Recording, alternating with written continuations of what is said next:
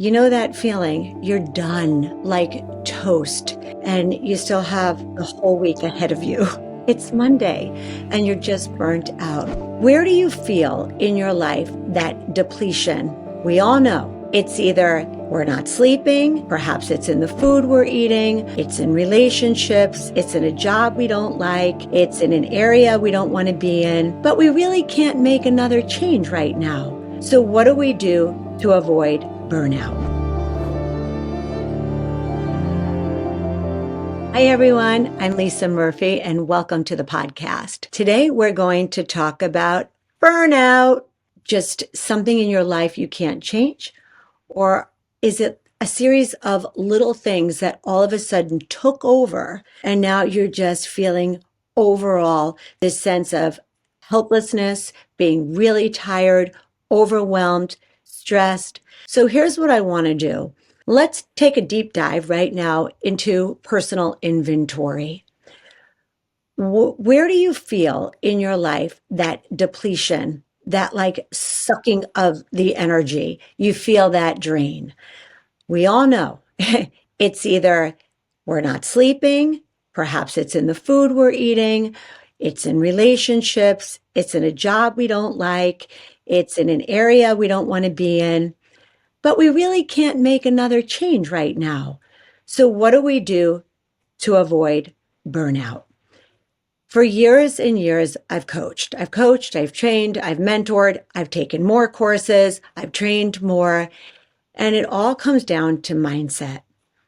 I travel nonstop. We live on an airplane. We're on and off an airplane.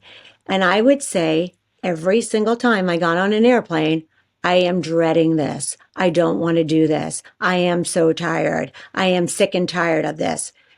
But I really wasn't so tired. And I'm not really sick and tired of it.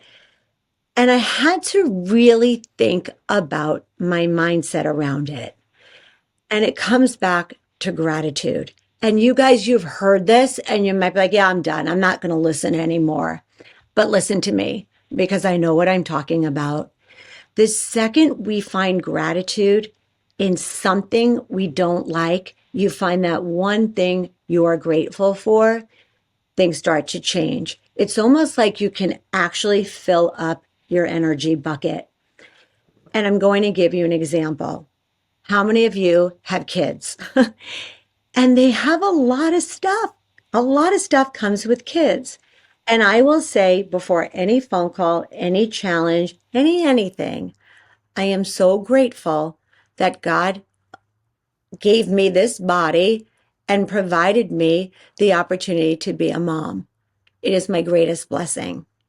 It then changes everything. It changes the conversation that I have with them. It changes the way I go about dealing with stuff. So really take inventory of whatever in your life right now feels that it's that drain on you. It is that pull on you. We're going to get to the steps on how to handle it. But first, it's that gratitude piece. What are you most grateful for? Write that down. The second thing in your life, where do you need to eliminate or say no? I am going to tell you what I am so great at. No, I can't. With no explanation. It's just a very firm no. But why do we feel this need? Do you feel it? To overcompensate when we say no. I am going to share something with you that is so incredibly powerful. Many years ago, I was in a dojo and I was getting one of my certifications in coaching. And the coach said to us, and I want you guys to think about this in your head and do it with me. Someone is going to come at you and they're going to make a request. You're going to take your Joe stick. You're going to deny that request and walk away. So somebody would come at me and say, Lisa, will you do this? And I'm saying no. And I'm actually pushing them away with my Joe stick. And then we would turn and we'd walk away. And every time I walked away, the teacher would say in a room full of people, do it again. Oh my God, no, do it again. And the class is laughing and I'm going, what? Like, what am I not doing? I'm saying no. People are asking me this request. I don't want to do it. I'm so firm and I'm saying no. Every single time I walked away, I looked over my shoulder. So I would say no, but I felt guilty about that. I still checked on the person. I still, if even if I said, no, I'm not going to make your bed, you have to do it yourself. I checked on the bed to do it the way that I wanted to do. It had to do with control. Where in your life are you saying no? But you're still controlling that situation. You still want to check in on it. You think we're so significant. That's what we think. I think that I'm so significant. It's not going to get done if I don't have my hand in it, or it's not going to be perfect if I don't do it. And it's letting go of that control and getting so good at that boundary where we say no with no explanation. And it's the most beautiful one syllable word you can practice. So I want you to practice that. And what you're really doing is saying yes to you. It's no. And you're saying in your mind, I'm saying yes to me. I want you to practice that. So the reason why you feel burnt out or stressed and struggling and overwhelmed is because we're saying yes in too many places. When we say no, what that does is it creates space for a lot more yeses to come in. It creates abundance. So it's really practicing saying no to the things you just don't want to tolerate anymore or accept, and you keep saying yes to. And you guys, it's within reason. Remember that. There's a lot of stuff that we don't want to do, but we have to do. It's part of our life. So that's where the conversation of gratitude and appreciation come in. And then it's being very, very clear. It's like a line down the middle of your page. This is what I have to do. And this is really and truly where I get to. It is a get to. It's not a have to. You get to say yes to so much that you personally need by saying no to things that you refuse to tolerate any longer. So I want to give you some things that help me tremendously with burnout. I'm okay with missing a party. I'm okay with saying no. I'm okay with delegating. So here's what I want you to do. I want you to look at all the places where you're saying yes and it's depleting you. And just ask for 24 hours. Ask for permission. If somebody comes at you with a request, instead of saying no and looking over your shoulder, just say, hey, can I just have 24 hours to think about that?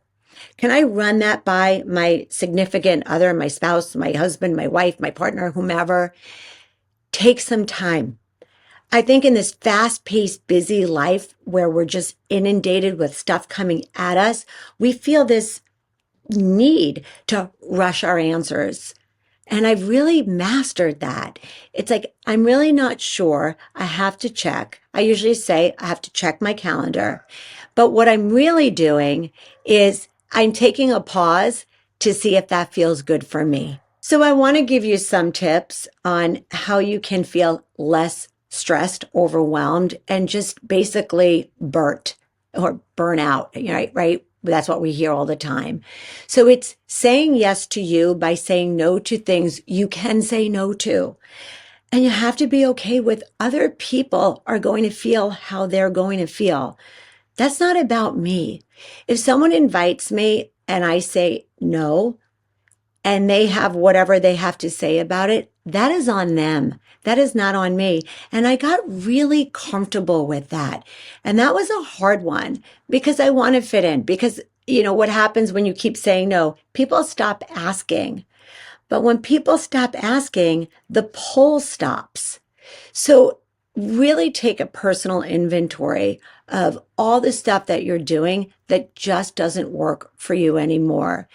The other tip that I have, when I'm doing something and when I'm in flow and when I'm just really focused, I put my phone on airplane mode.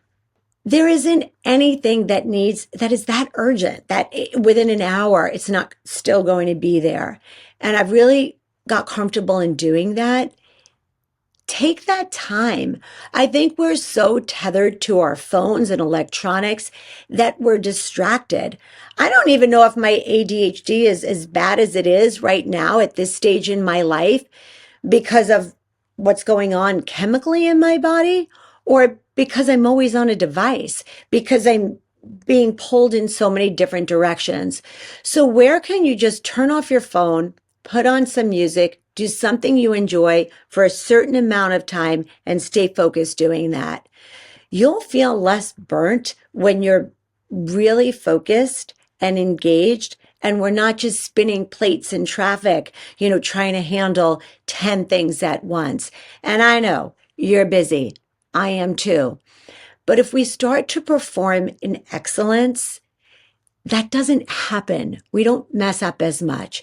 So really think about on point, those tasks that you can do, those conversations you can have, that way of being that you can be without something else in that space. So I hope these tips help. Let's recap quickly. It's saying no and being comfortable. Don't look over your shoulder. It's getting organized with where is it that you're leaking that energy? First, you have to know what's not working in order to be better. And it's really surrounding yourself in that place of this big gratitude bubble of, oh my gosh, I remember what I'm grateful for. And I have this challenge because this was granted to me. And I think until we have gratitude for what we have, not a lot is going to come your way. And I believe that. And people ask all the time, they'll say I'm lucky. There's no such thing. I've been working my tail off since I'm 13 years old. All I do is work on myself. And it shows up as luck, but it is so much gratitude for what I have in this moment, in this day. And I think that creates space for more to come. So thank you guys so much for joining. Stay tuned. Again, I'm Lisa Murphy, and you can follow me at lisadmurphy.com.